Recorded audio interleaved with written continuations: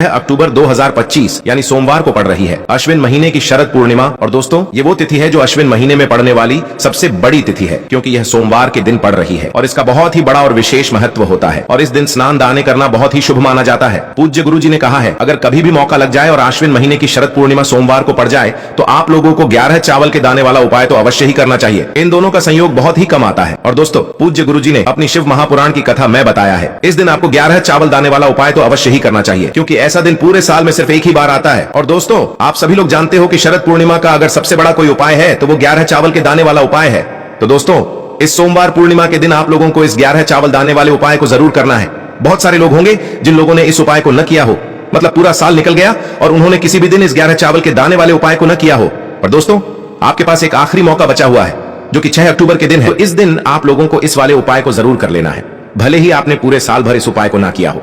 पर अगर आपने इस अश्विन महीने में पड़ने वाली शरद पूर्णिमा के दिन अगर इस वाले उपाय को कर लिया तो आपको इस उपाय को करने का वो फल मिलेगा जिसकी आपने कभी कल्पना भी नहीं करी होगी। इसीलिए आप लोग इस वाले उपाय को एक बार जरूर कर लेना, ताकि आप लोगों के हाथ से यह मौका ना जा सके और आपको इस उपाय को करने का फल मिल सके। दोस्तों यह उपाय पंडित जी ने अपनी अभी की ही शिव महापुराण की कथा में बताया है। जिस उपाय को आज हम आपको बहुत अच्छे से समझाने वाले हैं, इस वीडियो को देखने के बाद इस उपाय को समझने के लिए आपको कोई और वीडियो को देखने की जरूरत नहीं पड़ेगी। तो चलिए दोस्तों उपाय को शुरू करते हैं। देखिए यह इस अश्विन महीने की पूर्णिमा के दिन यह इतना खास होता है, इतना महत्वपूर्ण होता है। देखा गया है कभी कभी बड़े बड़े पूजा पाठ अनुष्ठान से जो मनोकामना पूर्ण नहीं होते, वो इस अश्विन महीने के शरद पूर्णिमा के दिन एक छोटे से उपाय करने से ही आपकी मनोकामना पूर्ण हो जाती है। और बहुत सारे लोगों ने इस उपाय को किया भी है और उनको इस उपाय को करने का फल भी जरूर मिला है। अगर आप लोग भी इस उपाय को सोमवार शरद पूर्णिमा के दिन करना चाहते हो तो आप इस उपाय को पहले अच्छे से समझ लेना, सुन लेना, उसके बाद करना। आपको इस उपाय का फल जरूर मिलेगा। और इस उपाय को कर लेने से आपके घर में चाहे किसी भी प्रकार की दुख और समस्या क्यों ना चल रही हो, आपको उसका कारण भी नहीं पता है कि भाई यह समस्या किस कारण से चल रही है। उसका कुछ भी कारण हो सकता है, जैसे पितृ दोष हो सकता है या किसी भी तरह का मंगल दोष भी हो सकता है। तो इस दिन आप लोगों को यह वाला उपाय कर लेना है। यह एक ऐसा उपाय है जिस उपाय को अगर किसी विशेष दिन पर किया जाए तो भाई उस विशेष दिन का जो है वह तो हमें मिलता ही मिलता है, पर हमने उस दिन पर इस उपाय को किया है तो हमें उससे भी बड़ा फल मिलता है और फल बहुत जल्दी मिलता है, क्योंकि आप इस उपाय को बहुत ही बड़े और विशेष दिन पर कर रहे हो। तो चलिए अब उपाय के बारे में बात करते हैं, लेकिन उससे पहले आप लोगों को यह जानना आवश्यक है कि आखिर यह उपाय किस समय करना है, किसको करना है और कैसे करना है। तो चलिए हम आगे आपको वीडियो में एक एक करके बता देते हैं। लेकिन उससे पहले अगर आप लोग हमारे चैनल पर नए हैं तो हमारे चैनल को सब्सक्राइब कर लेना और इस वीडियो को लाइक करके कमेंट बॉक्स में श्री शिवाय नमस्तुभ्यम ओम नमः शिवाय जरूर टाइप कर देना। और अपने फायदे के लिए, गरीबी दूर करने के लिए इस वीडियो को पूरा देखकर जाना, तभी आपको लाभ की प्राप्ति होगी। यदि आज आपने वीडियो को बीच बीच में से देखा, काट काट कर देखा, तो आपको जीवन में कभी सफलता हासिल भी नहीं होगी। तो दोस्तों इस 11 चावल के दाने वाले उपाय को हमें इस सोमवार के दिन कैसे करना है, किसको करना है, किस समय करना है और कहां पर करना है, ये सारे सवालों के जवाब आपको इस वीडियो में मिल जाएंगे। और जो ये वीडियो देखेगा भाई उसको 11 चावल के दाने वाला उपाय जरूर करना चाहिए, क्योंकि इस दिन एक चावल दाने का भी बहुत ही बड़ा और विशेष महत्व होता है। और जब बात आ जाए 11 चावल के दाने की तो ये सोने पे सुहागा वाली बात हो जाती है और ये एक बहुत ही बड़ा उपाय हो जाता है इस सोमवार शरद पूर्णिमा का। तो अब दोस्तों इस 11 चावल के दाने वाले उपाय को आखिर करना किसको है, सबसे पहले हम लोग वो बात जान लेते हैं। तो देखो, घर की जो बड़ी माताएं बहनें होती हैं, उन माताओं बहनों में से कोई भी एक बड़ी माता बहन इस वाले उपाय को कर सकती है। और दोस्तों अगर आप चाहें तो अपने घर में से सभी सदस्यों को भी इस उपाय को करवा सकते हैं। अगर किसी व्यक्ति की खुद की कोई मनोकामना है, खुद की कोई दुख और परेशानी है जो कि वह अपने लिए ही करना चाहता है इस वाले उपाय को, तो वह खुद अपने लिए भी कर सकता है। बाकी अगर कोई घर में से ऐसा है जो कि अपने पूरे घर परिवार की सुख और शांति के लिए ये वाला उपाय करना चाहता है तो भाई वह भी कर सकता है, उसमें भी कोई दिक्कत वाली बात नहीं है। कहने का मतलब यह है कि इस उपाय को हर एक सदस्य भी कर सकता है और पूरे घर परिवार के सदस्य के लिए घर की बड़ी माताओं बहनों में से कोई एक माता बहन भी कर सकती है। माताएं बहनें अगर घर में उपस्थित न हो या वो यह वाला उपाय न कर पा रही हो तो फिर घर का कोई बड़ा सदस्य भी इस 11 चावल के दाने वाले उपाय को कर सकता है, चाहे फिर वह पुरुष ही क्यों ना हो, उसमें कोई भी दिक्कत वाली बात नहीं है। अब दोस्तों इस 11 चावल के दाने वाले उपाय को हमें करना कहां पर है, हमें इसे शिव जी के मंदिर में जाकर करना है। बहुत सारे लोग प्रश्न करते हैं हर एक उपाय को करते समय क्या हम इस उपाय को घर पर कर सकते हैं, तो इस वाले उपाय को आप घर पर नहीं कर सकते हो। इस वाले उपाय को करने के लिए आपको शिव जी के मंदिर ही जाना पड़ी रहेगा।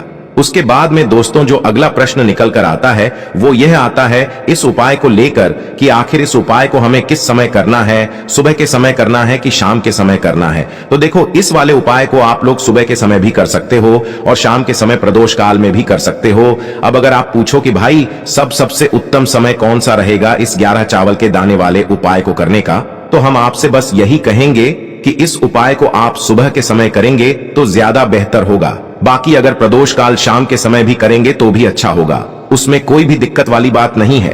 तो अब दोस्तों जो अगली सबसे बड़ी और महत्वपूर्ण बात आती है वो यह आती है कि सुबह अगर हम उपाय को करेंगे तो हमें कितने बजे से लेकर कितने बजे तक के बीच में करना है, और शाम के समय प्रदोष काल में करेंगे तो हमें कितने बजे से लेकर कितने बजे के बीच में करना है। तो देखो, सुबह जितनी जल्दी हो सके आप उपाय को करने की कोशिश करना। बाकी अगर किसी कारणवश लेट भी हो जाओ, थोड़ी देर भी हो जाए, तो 10 या 11 बजे तक भी आप उपाय कर लेना, पर 12 बजे से ज्यादा देरी न हो, ठीक है?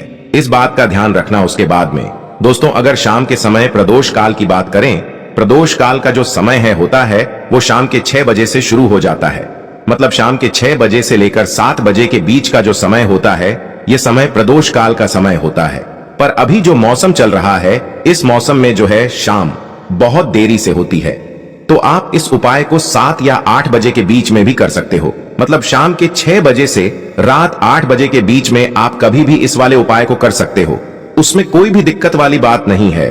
अब दोस्तों यहाँ पर इस उपाय को लेकर एक और सबसे बड़ी बात ये निकल कर आती है कि इस 11 चावल के दानों को हमें लेना कहां से होता है, और हमें इस उपाय को करने के साथ में क्या और कुछ भी सामग्री ऐसी होती है जो शिव जी के मंदिर लेकर जानी पड़ी रहती है।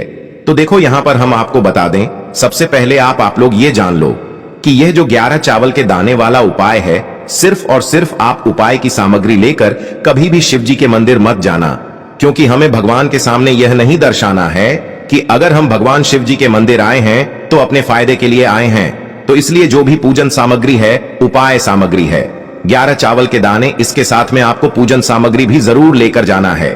देखो, अगर सुबह के समय उपाय कर रहे हो तो सीधी सी बात है, 1 लोटा जल तो आप लेकर जाओगे ही जाओगे। वही 1 लोटा जल अगर मिट्टी का जल हो तो बहुत अच्छा रहेगा। मिट्टी का जल कैसे बनाया जाता है इसके लिए हमने पहले से बहुत सारी वीडियोस बना दी है। आपके पास इस दिन एक आखिरी मौका रहेगा मिट्टी का जल शिव जी पर चढ़ाने का और उपाय को करने का। बहुत बड़ा आपको इस दिन फल मिलेगा, तो इसलिए इस दिन हो सके तो भाई मिट्टी का जल चढ़ाना, तो अपने साथ में कम से कम 1 लोटा जल तो आपको लेकर जाना ही जाना है। अगर मिट्टी का जल नहीं है तो घर का जल भी आप इस्तेमाल कर सकते हो। इसके अलावा जो भी पूजन सामग्री है, देखो 11 चावल के दाने ये अलग आपके रहेंगे और जो आपकी पूजन सामग्री रहेगी वो अलग रहेगी। पूजन सामग्री में आप जो भी चीज लेकर जाना चाहे वो लेकर जा सकते हैं, उसमें कोई भी दिक्कत वाली बात नहीं है। वहीं अगर हम बात करें शाम के समय की, तो शाम के समय शिव जी पर जल नहीं चढ़ता है, इसीलिए शाम के समय आप लोग एक दीपक तैयार कर लें जो कि गोल बत्ती का, आटे का, शुद्ध देसी गाय का घी का होगा, है ना? इस बात का आप लोगों को ध्यान रखना है और इस दीपक को आपको घर से जलाकर नहीं लेकर जाना है, भगवान शिव जी के मंदिर में जाकर ही जलाना है। इस बात का भी आप लोगों को ध्यान रखना है। अब दोस्तों यहां पर हमें इस बात को समझना है कि यह 11 चावल के दाने हमें लेना कहां से है। क्या हमें दुकान से लेकर आना है, या हमें अपने घर से लेना है, या कहां से लेकर आना है, और कौन से चावल लेना है, क्योंकि चावल भी बहुत प्रकार के होते हैं।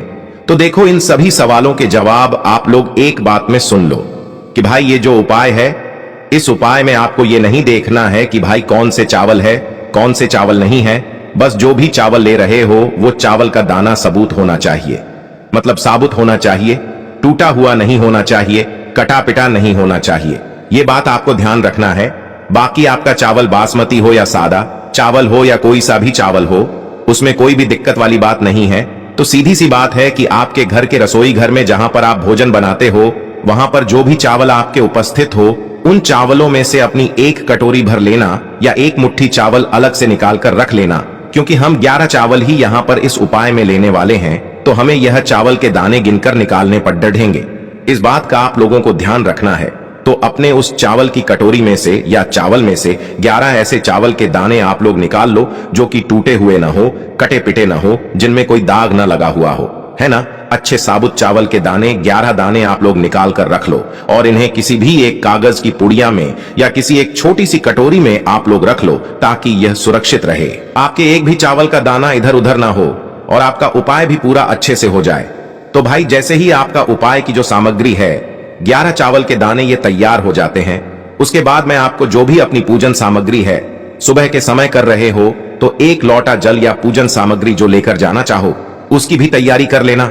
और शाम के समय जा रहे हो तो भाई अपना जो दीपक है उसे तैयार कर लेना, ठीक है। और उपाय को करते समय शुद्धता का विशेष रूप से ध्यान रखना, ठीक है। सुबह सुबह स्नान करने के बाद ही उपाय को करने की आप लोग तैयारी करना। उसके बाद अगर शाम के समय की बात करें तो शाम के समय आपको स्नान करने की जरूरत नहीं है, पर शुद्धता का ध्यान रखना है। आपको स्नान तो नहीं करेंगे, आप हाथ मुंह धोकर भी इस वाले उपाय को शाम के समय प्रदोष काल में कर सकते हैं। इसमें कोई दिक्कत वाली बात नहीं है। तो आप अपने उपाय की पूरी सामग्री तैयार करके आपके पास ही में जो आपका शिव मंदिर हो वहां पर पहुंच जाइए। सबसे पहले शिव मंदिर में जाकर आप लोगों को उपाय नहीं करना है, पहले भगवान के दर्शन करना है, भगवान से आशीर्वाद प्राप्त करना है, फिर शिव जी की शिवलिंग के पास में आना है। शिवलिंग के पास में आने के बाद आप जो पूजन सामग्री लेकर आए हुए हैं, जैसे कि सुबह गए हुए होंगे तो 1 लोटा जल और जो भी पूजन सामग्री लेकर आए हैं आप उनसे भगवान शिव जी की पूजन कीजिए। सबसे पहले तो 1 लोटा जल ही चढ़ेगा, उसके बाद में आपकी पूजन सामग्री चढ़ेगी। उसके बाद में अगर दोस्तों शाम के समय अगर आप इस उपाय को कर रहे हो तो अपने साथ में कम से कम एक जो दीपक है गोल बाती का जो आप अपने साथ में लेकर गए हो, उस दीपक को मंदिर में जाकर अपनी माचिस से जलाना है और उस दीपक को शिवलिंग के पास में रखना है, ठीक है। इस दीपक को रखने के बाद ही आप लोगों को अपना ये वाला उपाय शुरू करना है। और दीपक को ज्यादा पास में मत रखना, वैसे भी गर्मी पड़ रही है, भगवान शिव जी को आंच नहीं लगनी चाहिए, है ना।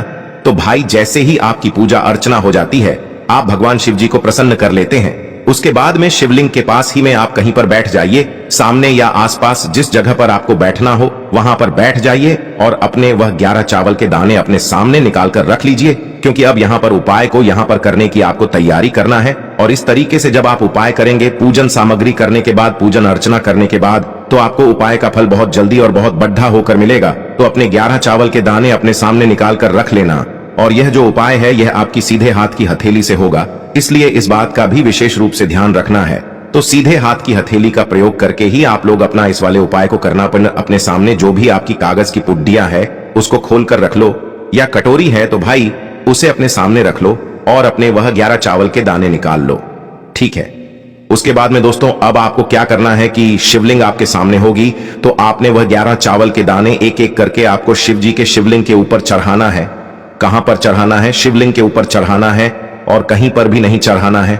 आपको अपने हथेली से तो शिवलिंग के ऊपर चढ़ना है, भले ही फिर वो अपने आप जलाधारी पर गिर जाए या मतलब वहीं पर गिर जाए, उसमें कोई दिक्कत वाली बात नहीं है, पर आप चढ़ाओ शिवलिंग के ऊपर ही। तो आपको क्या करना है, अपना पहला चावल का दाना उठाना है, श्री शिवाय नमस्तुभ्यम बोलना है और शिवलिंग पर चढ़ा देना है। इसी तरीके से दूसरा चावल का दाना उठा है, शिवलिंग पर चढ़ाना है और मंत्र बोल देना है। और फिर तीसरा चावल का दाना उठाना है, श्री शिवाय नमस्तुभ्यम बोलना है और चढ़ा देना है। इसी प्रकार से आपको पूरे 11 चावल के दाने एक एक करके शिव जी के शिवलिंग के ऊपर चढ़ाना है और भगवान से प्रार्थना करते जाना है। मतलब प्रार्थना तो आपको आखिरी में करना है, पर हर एक चावल के दाने को चढ़ाते समय श्री शिवाय नमस्तुभ्यम जरूर बोलना है। उसके बाद ही में यह चावल का दाना शिवलिंग के ऊपर आपको चढ़ाना है। जैसे ही आपके 11 चावल के दाने शिवलिंग के ऊपर चढ़ जाते हैं तो भाई उसके बाद में आपको क्या करना है, भगवान से अपनी मनोकामना बोलना है। मनोकामना भी कब बोलना है? जब आपका 11 चावल का दाना आपके सीधे हाथ की हथेली में हो और आप उसे चढ़ाने के लिए जा रहे हो, श्री शिवाय नमस्तुभ्यम बोलकर उस आखिरी चावल के दाने को शिवलिंग के ऊपर चढ़ा देना और भगवान से फिर अपनी वह मनोकामना बोल देना, जिस मनोकामना के लिए आप लोग अपना यह वाला उपाय कर रहे हो, जिस भी दुख और परेशानी के लिए आप लोग अपना यह वाला उपाय कर रहे हो। उसके बाद में जैसे ही आप अपनी मनोकामना बोल देते हो, आपका यह वाला उपाय पूरा हो जाता है। पर दोस्तों, उपाय को करने के बाद आप लोगों को 2 मिनट भगवान शिव जी के मंत्र का जाप जरूर करना है। और मंत्र का जाप करने के बाद भगवान से एक और बार प्रार्थना करना है अपनी मनोकामना के लिए या अपनी जो भी दुख और परेशानी है उसके लिए। इसके बाद में आप लोग भगवान को देखकर, भगवान से प्रार्थना करके, उनसे आशीर्वाद लेकर वहां से उठ सकते हैं और अपने घर पर जा सकते हैं। बस दोस्तों, यहां पर यह वाला उपाय पूरा हो जाता है। इस तरीके से जो भी व्यक्ति छोटी छोटी चीजों का ध्यान रखते हुए इस 11 चावल के दाने वाले उपाय को करेगा, निश्चित सी बात है उसे उसकी मनोकामना जल्द ही पूर्ण होगी और जो भी दुख और परेशानी है वो भी बहुत ही जल्दी दूर होंगे। और दोस्तों, अगर आपको हमारी ये वीडियो पसंद आई हो तो हमारे इस वीडियो को लाइक और चैनल को सब्सक्राइब जरूर करें। हर हर महादेव, ओम नमः शिवाय। आपको लेना है एक गोल बाती का दीपक।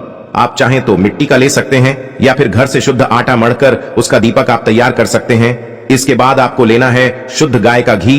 अगर वो नहीं है तो कोई भी देसी घी इस्तेमाल कर सकते हैं, जिससे आपको दीपक प्रज्वलित करना है। देखो, अब ये सब सामग्री लेकर आपको जाना है प्रदोष काल में आपके घर पर तुलसी जी के घेरे के पास में। देखो, ये उपाय तो आपको अवश्य करना है। देखो, वहां पहुंचकर सबसे पहले वो दीपक आपको प्रज्वलित कर देना है और ओम नमो भगवते वासुदेवाय नमः का 11 बार जाप करना है। उसके बाद आपको अपने सीधे हाथ में थोड़ी हल्दी लेकर उस दीपक में अपना नाम और गोत्र बोलते हुए डाल देना है। उसके बाद माता लक्ष्मी से आपको प्रार्थना करना है कि हे महालक्ष्मी, हमारी सभी दुख तकलीफों को दूर करो। हे महादेव, हमारे सब दुख कष्टों को खत्म करो। इस भावना से आपको ये उपाय करना है।